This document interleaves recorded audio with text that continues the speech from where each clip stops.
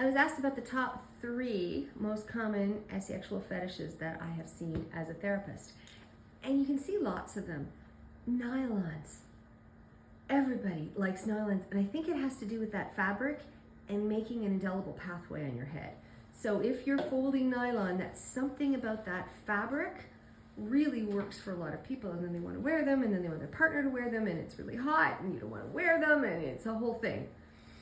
I've seen balloons, I've seen adult diapers, I've seen people who want to be tied up in those, those skipping ropes you got in the, in the schoolyard, the yellow skipping ropes, the cowboys and Indians, and they got it tied up as a kid, and then you wanted to constantly be tied up in them.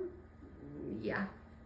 Certainly that kind of bondage and going for raincoats. All of that rubber. I had a guy, garbage bags, needed to be in garbage bags before everything would happen. I've had women who it's really about, in their head, can they fantasize about something that they consider taboo?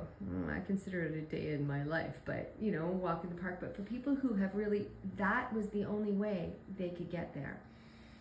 Other guys I've seen, certainly different fabrics is a big thing. Feet. There's a reason when you go to the mall, there are 7 different kinds of women's shoe stores, and why you have married with children guys want to be women's shoe, salespeople, because it's such a thing for a lot of people. And it's an easy thing to look at. So lots of people don't want to be out wearing sandals or bare feet unless they're getting paid for it. Apparently it's a whole new thing with millennials.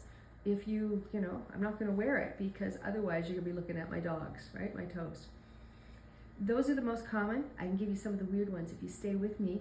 Oh, and every week, because I'm edited here. The reason I spell this, is that I'm edited here and I have been put in jail so many times.